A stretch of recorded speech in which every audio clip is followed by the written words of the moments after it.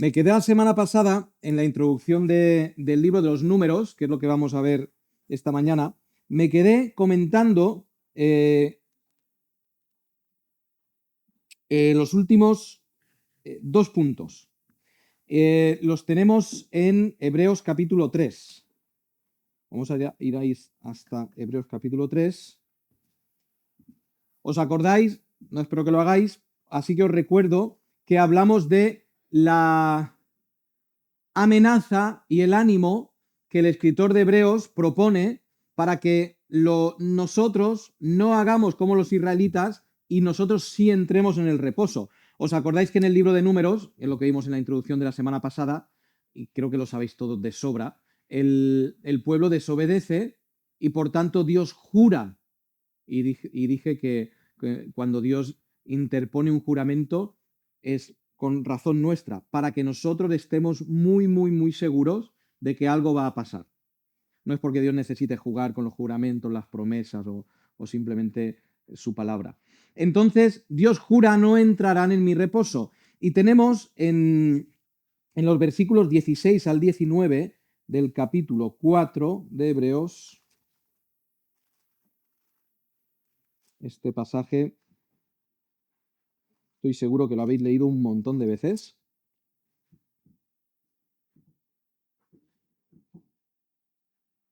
16, capítulo 3, perdón. Vamos a leer desde el 16, Hebreos 3, 16. Después de que él haya dicho no van a entrar en mi reposo, lo va a decir más tarde, lo ha dicho antes también, dice así: ¿quiénes fueron los que tras haber oído lo provocaron? ¿No fueron todos los que salieron de Egipto guiados por Moisés? ¿Y con quiénes estuvo él disgustado durante 40 años? ¿No fue con los que pecaron, cuyos cadáveres quedaron en el desierto? ¿Y a quiénes juró? Fijaos, pone tres veces la misma pregunta. ¿A quiénes fue? ¿Y a quiénes juró, versículo 18, que no entrarían en su reposo sino a aquellos que desobedecieron? Y vemos que no pudieron entrar a causa de su incredulidad. Vale, pues nos toca responder esa pregunta. ¿Quiénes? ¿A quiénes les dijo no entrarían en su reposo? ¿Al pueblo de Moab? ¿O a los egipcios? ¿O a los senegaleses? ¿A quién le dijo que no entrarían? A su pueblo. Pero un momento. ¿Qué es más fácil? Esta pregunta es que puede no ser tan clara, pero ¿qué es más fácil? ¿Castigar a tu hijo o castigar a alguien que no es tu hijo? No digo a efectos jurídicos o legales que le des un cachete a otro hijo, a otro niño y tengas problemas. Con tu hijo hay un vínculo especial, ¿no? Claro que hay un vínculo especial. Mira, tan especial es cuando leemos de la Segunda Guerra Mundial, ya sabéis el desastre. Hay libros, creo que hay alguna película incluso, que muestra una de las realidades de estos campos de concentración. Y es que muchas veces las familias de los jefes de los campos de concentración vivían muy cerquita de donde estaban los campos de concentración. Y tienes a los generales o capitanes o cabos o lo que sea, matando niños, ancianos, mujeres, de una forma terrible, y cuando van a su casa, sorpresa, son unos padres cariñosos y amantes con sus hijos. Nosotros decimos, no, es un monstruo aquí, es un monstruo ahí, pero ellos sabían quiénes eran sus hijos y quiénes eran los que ellos pensaban que eran lo peor del mundo y había que destruirlo. No es lo mismo un hijo que alguien que no es hijo, nunca es igual. Este pueblo al que Dios jura que no van a entrar es el mismo pueblo al que hace muy poco tiempo Dios ha escuchado en Egipto llorando porque son esclavos. Han escuchado el lamento en Egipto de estos judíos diciendo: ¡ay, somos esclavos! Abusan de nosotros, nos tratan mal. Y Dios escucha, eso es el principio del libro de Éxodo. Dios escuchó el clamor de sus hijos en Egipto. Se movió a misericordia, igual que un padre que escucha el llanto de un hijo. Y responde diciendo: les salvaré. Ese mismo Dios es el que ahora está jurando: no entrarán en mi reposo.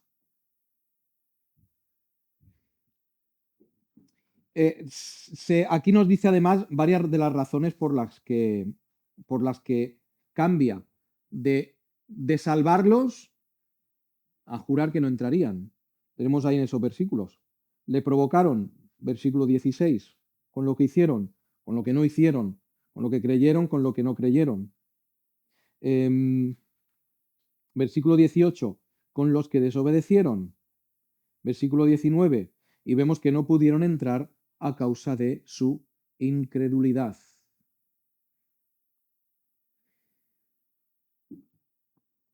¿Qué es lo que te asegura a ti que vas a entrar en el reposo?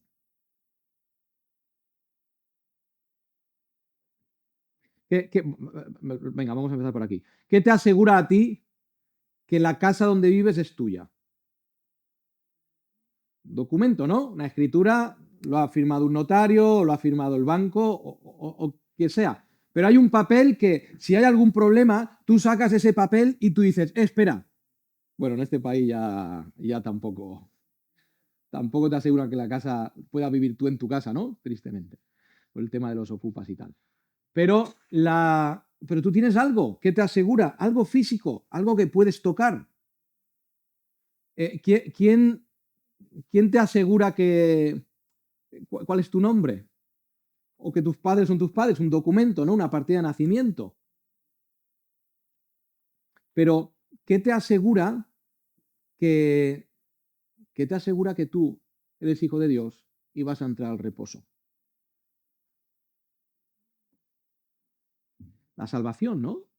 Que si confesares con tu boca que Jesús es el Señor y que Él le levantó de los muertos, serás salvo. Si creyeres en Dios, si tuvieras fe, si vieras los milagros de Dios obrar, ¿no? Y decidieras seguirle. Pero es que todo eso es lo que hicieron los judíos. Creyeron a Dios, vieron sus obras y le siguieron. ¿No? Conocéis muy bien el libro de Éxodo. Claro, no quiero poner aquí a nadie hoy, no quiero poner a nadie dudando de su salvación, pero hay un mensaje de la Biblia, es temamos, mensaje de Hebreos, no entrar en su reposo. ¿Cuáles son las evidencias de que tú eres hijo de Dios y vas a entrar al reposo? Saber los himnos de la iglesia, conocer el libro de Coritos. No. Fe y obediencia. Tú dices, pero Israel, yo llevo muchos años viniendo a la iglesia. Nosotros hemos visto seguramente mucho menos el poder de Dios y los milagros de Dios de lo que vieron ellos. Yo no he visto un mar abrirse. Ojalá, Dios quisiera, yo hubiera visto un mar abrirse. O hubiera visto que Dios manda carne o lo que fuera. Pero la realidad es que las aseguranzas, sí, eso existe, las aseguranzas de que nosotros somos hijos de Dios es que perseveremos hasta el final creyendo y obedeciendo. No hay más. No hay más. Dice el texto bíblico, esforzaos en vuestra salvación con temor. No dice con amor y pasión. No dice eso. Dice con temor y temblor. Como si fuera algo que se pudiera escapar. Aunque si eres hijo de Dios no se va a escapar. Porque Dios ha dicho que eres su hijo. Dios te ha salvado, Dios te ha dado el Espíritu Santo. Pero las evidencias necesariamente tienen que ser perseverancia, obediencia y fe en lo que Dios ha dicho. Ahora, eso era el final de la introducción del otro día. Y entrando ya en el libro de los números, tenemos lo siguiente. Si tenéis ahí en esa primera hoja, donde sale ese mapa a color, veis al lado del mapa a la izquierda hay un recuadro y ahí se divide el libro en cinco partes: empacando en Sinaí, viajando a Cades, peregrinando en Parán, viajando a Moab y preparándose en Moab. Esto es un bosquejo muy sencillo, pero yo voy a hacerlo todavía más sencillo. Voy a simplificarlo todavía más. Porque hay en el libro de los números, que conocemos la historia, básicamente el libro de los números es como salen del Sinaí, después de estar un año recibiendo la ley, es lo que vimos en el otro libro. Están un año preparándose en Sinaí, se preparan para salir, llegan a Cades Barnea, no creen en el informe de los 12 espías, pasan 40 años en el desierto y después vuelven a prepararse para entrar. Eso es el libro de números, muy resumido, pero eso es lo que tenemos. Y hay dentro del plan de Dios al escribir la Biblia, ¿qué lugar tiene el libro de los números? Porque dije cuando empecé este panorama del Antiguo Testamento que todos los libros tienen un propósito inmediato, pero también un propósito general.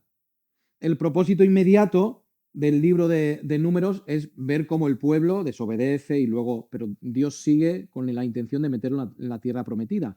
Pero hay un propósito general que encaja dentro de todo el arco lógico del Antiguo Testamento y después del Nuevo. Esa razón empieza, como todo, en Génesis 3:15, con la promesa de que un día vendría el Salvador. Si veis, hasta este momento hemos visto que Dios le ha dado una serie de promesas a Abraham y a sus descendientes. Esto es lo que tenemos ahí donde pone contexto histórico, debajo del mapa, las promesas de Dios a Abraham. Y hasta ahora le ha dado 4 promesas a Abraham y a sus descendientes. En primer lugar, Génesis 13:15, serán una nación grande. El segundo, la tierra donde se le dijo a Abraham, la tierra donde estás será para tu descendencia, por lo tanto el lugar donde iba a residir su pueblo. Dios le prometió a Abraham que su presencia iría siempre con el pueblo, por eso dice ahí presencia, Génesis 15:1, y finalmente le dijo que serían de bendición a las naciones. Ahora vamos a ver cómo a lo largo del libro de Números Dios sigue con estas 4 promesas. Cómo Dios va a reforzar estas 4 promesas.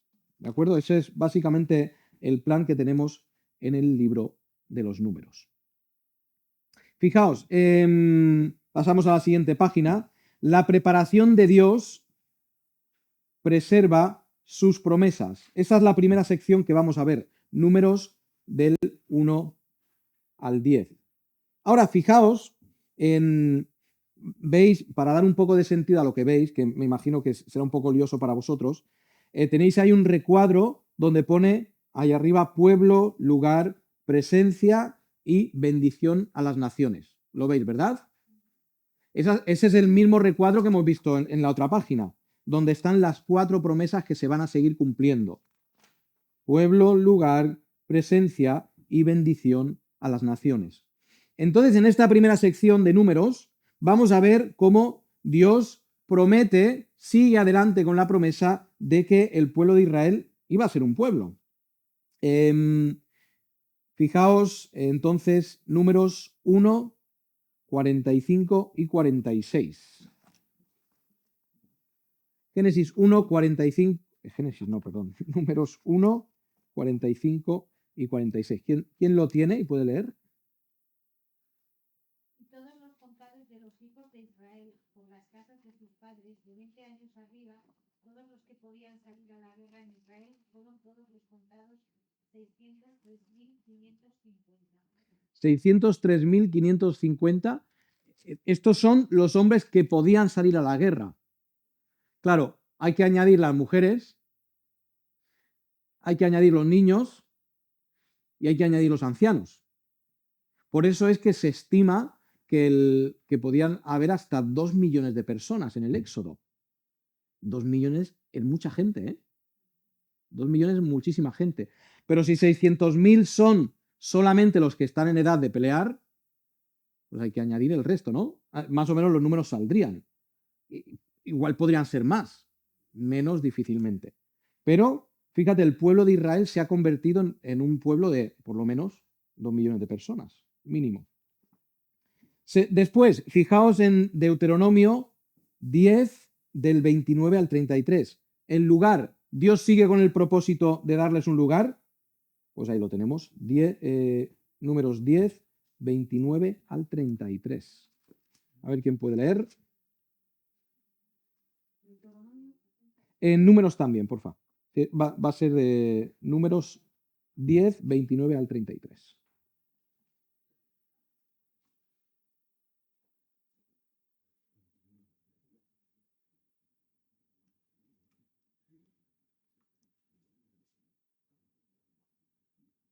También el que lo tenga, que lo lea con confianza. Entonces dijo Moisés, perdón. Entonces dijo Moisés a Jehová, hijo de Raquel, Madianita, su suegro, nosotros partimos para el lugar del cual Jehová ha dicho, yo os lo daré, ven con nosotros y te haremos bien, porque Jehová ha prometido el bien a Israel. Y él le respondió, yo no iré, sino que me marcharé a mi tierra y a mi parentela. Y él le dijo, te ruego que no nos dejes, porque tú conoces los lugares donde hemos de acampar, en el desierto, y no serás en lugar de vos. Y si vienes con nosotros, cuando tengamos el bien que Jehová nos ha de hacer, nosotros te haremos bien. Así partieron del monte de Jehová, camino de 3 días, y el arca del pacto de Jehová fue delante de ellos, camino de 3 días, buscándoles lugar de descanso. Perfecto, gracias Beatriz. Pues tenemos entonces que, ¿dónde van a ir? Lo dice el versículo 29. Partimos para el lugar del cual el Señor nos ha dicho, yo os lo daré. Se va a repetir, se va a confirmar otra vez la promesa. Después la presencia, números 9 del 15 al 18.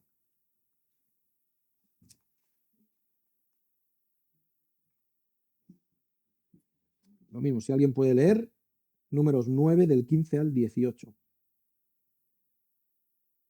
El día que el tabernáculo fue erigido, la nube cubrió el tabernáculo sobre la tienda del 10º año. Y a la tarde había sobre el tabernáculo como una apariencia de fuego hasta la mañana. Así era continuamente. La nube lo cubría de día y de noche la apariencia de fuego. Cuando se alzaba la nube del tabernáculo, los hijos de Israel partían, y en el lugar donde la nube paraba, allí acompañaban los hijos de Israel. Además, Sí, el 18 también, por favor. al mandato de Jehová, los hijos de Israel partían, y al mandato de Jehová acampaban. Todos los días que la nube estaba sobre el tabernáculo, permanecían acampados. Y podríamos leer hasta el 23, pero ahí está bien. ¿Dios les ha dicho que va a ir con ellos? Sí. ¿Está yendo con ellos? Sí. Cuando la nube se levanta, es lo que va a ocurrir en los 40 años que vienen. Cuando se tienen que ir del sitio, la nube se levanta, se va. Y los israelitas empiezan a empacar y se van detrás. Por tanto, a la hora de empacar para ir a la tierra prometida, las tres, en este caso vamos a leer la cuarta, las 4 promesas siguen adelante. La última, bendición a las naciones. Ahora dices, uy, espera, esto es un poco complicado, ¿no? Porque todavía Israel no puede ser de bendición a las naciones. ¿Cómo va Israel si todavía no es pueblo y si todavía no está donde tiene que estar? ¿Cómo es posible que él vaya a alcanzar a otras naciones? Pues tenemos una pequeña pista en el 10:29. Cuando Moisés le dice, lo que ha leído antes Bea, es cuando Moisés le dice a su suegro, tú no eres judío, ¿no? Bueno, no le dice eso, pero se sobreentiende, no eres judío, no, no soy judío, no importa, ven y vive con nosotros, ven y sé bendito y sé parte de las naciones que Dios bendecirá. ¿Era judío? No, pero podía ser bendecido. Y es lo que ocurre. Ese es el primer, no voy a decir el primero porque habrían otros, pero es uno de los primeros que son invitados a formar parte del pueblo de Dios. Por tanto, Dios no cambia de idea. No llegamos al libro de los números y Dios dice, mira, voy a cambiar de idea. Mira, se me había ocurrido esto, pero voy a hacer esto otro. Que es como nosotros hacemos, ¿no? Nosotros hacemos así, ¿no? Mira, se me había ocurrido esto, pero y voy a hacer este proyecto. Uy, pero es demasiado esfuerzo. Voy a hacer este proyecto. Uy, no, es demasiado dinero. Uy, voy a hacer este proyecto. No puedo llevarlo a cabo. Dios va a demostrar en cada uno de los pasos de números que Él ha decidido hacer y Él hará. Y en tu vida es igual. En tu vida es absolutamente igual. Dios quiere terminar la preciosa obra que ha hecho contigo. ¿Por qué mandaría Dios a su Hijo a morir por ti si no está dispuesto después a ser tu Señor, a guiarte, a ir delante, a ayudarte, a alimentarte, a proveerte de todo lo necesario? Es exactamente igual con el pueblo de Dios. Y hasta este punto, todo es súper bonito, ¿no? Maravillosa la historia hasta este punto.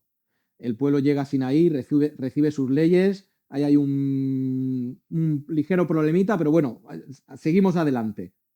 Y vamos a llegar al segundo paso. La segunda parte del libro de los Números es que en el castigo de Dios preserva sus promesas. ¿Os acordáis qué pasa de los capítulos 11 al 14? Y estoy seguro que lo habéis leído, segurísimo que lo habéis leído. De los capítulos 11 al 14 se refuerza la obediencia del pueblo de Dios, ¿verdad? Muy bien, absolutamente no. ¿Conocéis la historia de los 12 espías? Moisés manda a los 12 espías y de los 12 espías, 12 dicen la tierra es buenísima, pero 10 dicen de ninguna manera. Ahí no podemos entrar. Señor, es muy bueno tu plan, pero tiene algunos peros, tiene algunos problemas tu plan. Y es que dentro hay unos señores que da gusto verles. Unos hombres, unos gigantes. La comida es maravillosa. Es como Dios ha dicho, es una tierra que fluye leche y miel. Pero hay un ligero problema, y es que dentro hay unos señores que no vamos a poder matar. Fijaos en el 13:31 dice, pero los hombres que habían subido con él dijeron, no podemos subir contra aquel pueblo porque es más fuerte que nosotros. Y hablaron mal entre los hijos de Israel de la tierra que habían reconocido, pues decían, la tierra que recorrimos y exploramos es tierra que se traga a sus habitantes. Es tierra en la que hay muertes, es tierra en la que vamos a ir a morir. Todo el pueblo que vimos en medio de ella es gente de gran estatura. También vimos allí gigantes, hijos de Anac, raza de los gigantes. Nosotros éramos, a nuestro parecer, como langostas, y así les parecíamos a ellos. Esta es la conclusión de los espías cuando salen de la tierra, diciendo lo contrario que estaba diciendo Dios. Fijaos, como pone ahí, pone quejas, lo primero que pone, en las dificultades. Ya antes se van a quejar, fijaos el 11:1, que dice, aconteció que el pueblo se quejó. Ya han salido, ¿de acuerdo? Ya han salido de Sinaí y están comenzando el camino por el desierto. Aconteció que el pueblo se quejó a los oídos del Señor. Lo oyó el Señor y ardió su ira. Se encendió entre ellos un fuego del Señor que consumió uno de los extremos del campamento. Vienen dificultades y lo primero que hace el pueblo es quejarse. ¿Esto nos suena o no? ¿Te suena de un vecino tuyo que se queja mucho? No. A mí me suena de mí, no de mi vecino. Es verdad que cuando vienen dificultades, uy, Señor, esto no puede ser, Señor, esto es muy complicado, Señor, no puedo. Pues ahí tenemos las dificultades. Quizá estaban muy bien en Sinaí, ya llevaban un año, ya se habían establecido, y ahora moverse, con lo bien que estábamos en Sinaí. Después, en el 11:13, además, sale el tema de la comida. Se están quejando por la comida.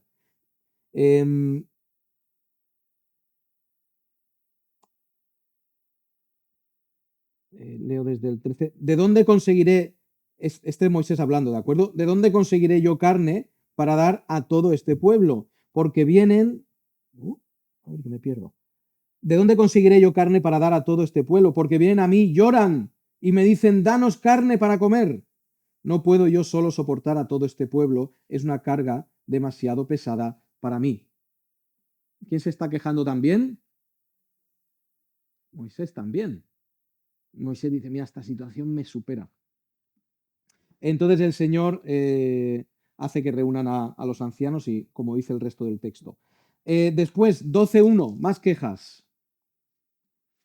Capítulo 12, versículo 1. María y Aarón hablaron contra Moisés a causa de la mujer cusita que había tomado, pues él había contraído matrimonio con una mujer cusita.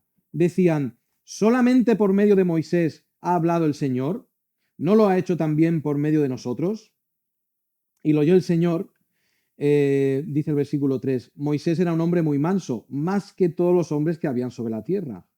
Luego dijo el Señor a Moisés, a Aarón y a María, salid vosotros tres al tabernáculo de reunión. Y salieron ellos tres, seguramente delante de toda la multitud.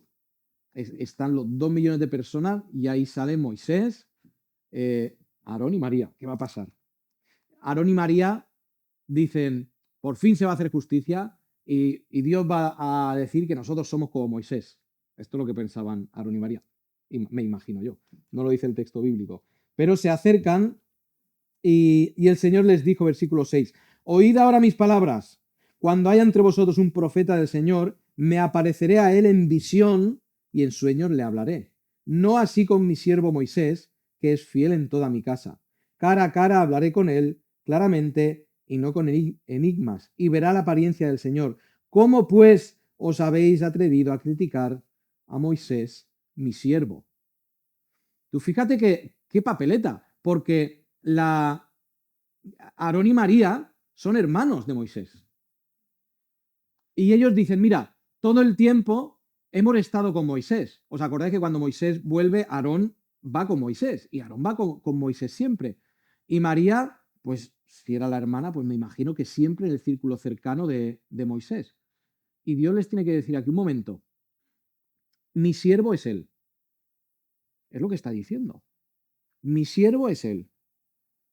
Y dice, y no les compara a ellos, a Moisés no le compara con Aarón y María, les compara con los profetas. Dice, mira, los profetas son gente importante, ¿verdad? Traen el mensaje de Dios. Moisés es más importante. Vosotros estáis aquí.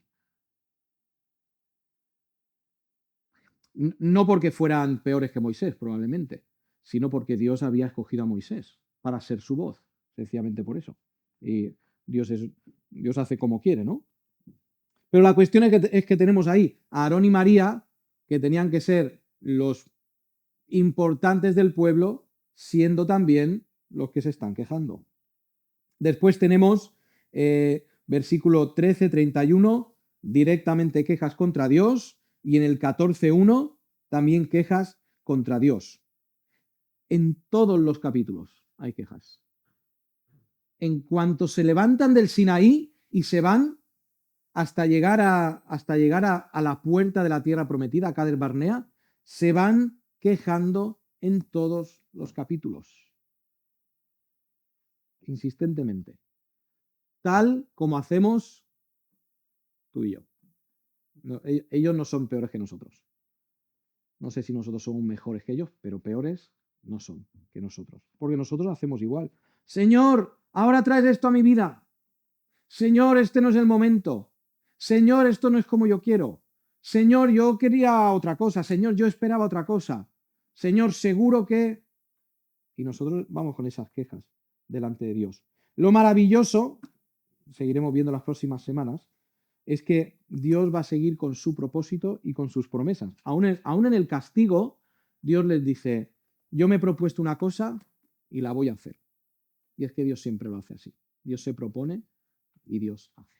Muy bien, vamos a orar y tenemos un ratito para el café. Gracias, nuestro Dios, nuestro Padre, porque eres muy paciente con nosotros. Lo fuiste con el pueblo, escuchando una vez tras otra las quejas, escuchando la incredulidad, viendo cómo se volvían en contra de ti, dudaban del siervo que tú habías puesto. Y, Señor, nosotros somos igual. Gracias por tu paciencia. Gracias porque sigues soportándonos como un Padre amoroso. Alarga, Señor, sobre nosotros tu misericordia y haznos aprender estas lecciones y para aplicarlas a nuestra vida. Gracias en el nombre de Cristo. Amén. Muy bien.